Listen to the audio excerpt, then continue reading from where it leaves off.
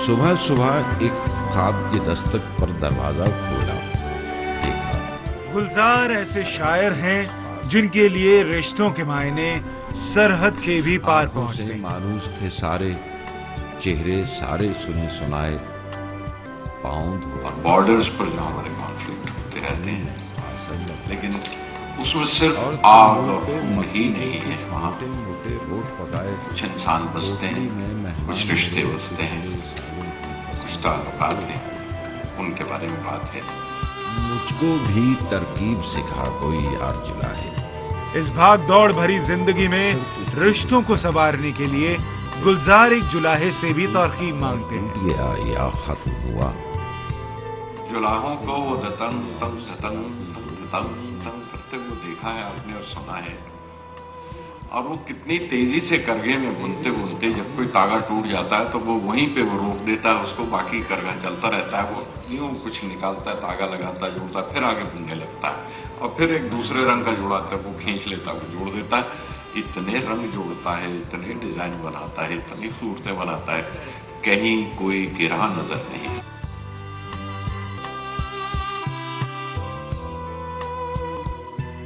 उड़ के जाते हुए पंछी ने बस इतना ही देखा, देर तक हाथ हिलाती रही वो शाख फिजा में।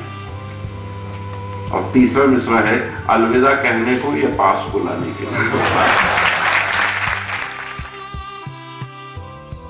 हिंदुस्तान में दो दो हिंदुस्तान दिखाई देते हैं। एक है जिसका सर 10वें बादल में है, एक है जिसका पांव अभी दलदल में है।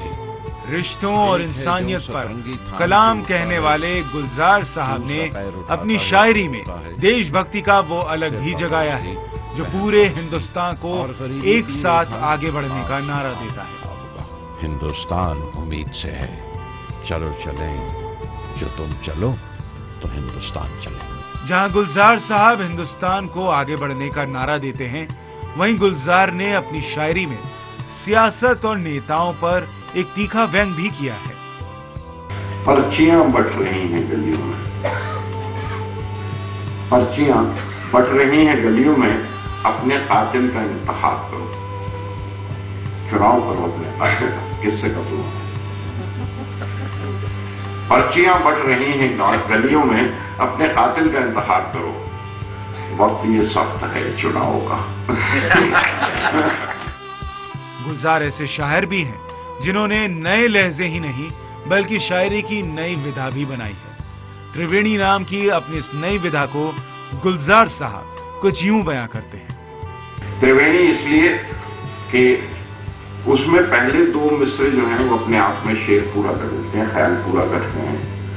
तीसरा मिसरा आने से या तो उसके मानी बदल जाते हैं या कोई और एक्सटेंशन हो जाती है। वो नहीं है, मुझे पहले दो मिसरों में कहा था तो लगता था गंगा जमुना के जो सतह पर पानी नजर आते हैं, इसके अंदर तीसरी एक नदी सरस्वती छुपी हुई है।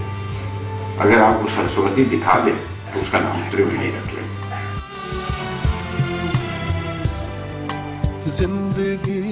जब बात गुलजार साहब की हो तो जगजीत सिंह का जिक्र आना लाजमी है।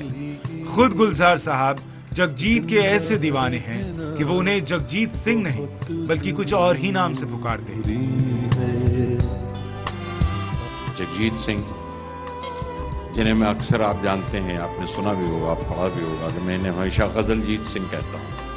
इनकी आवाज में एक अजीब सोज है, एक अजीब दर्द है, और बल्कि ऐसे लगता है कि फाये की तरह ये दर्द को सहलाते रहते हैं अपनी आवाज से।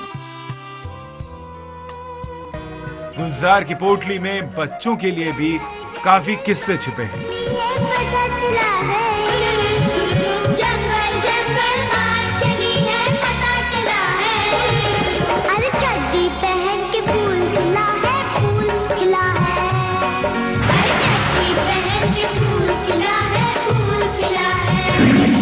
Puneet Bhardwaj, live India. जंगल जंगल पता चला है,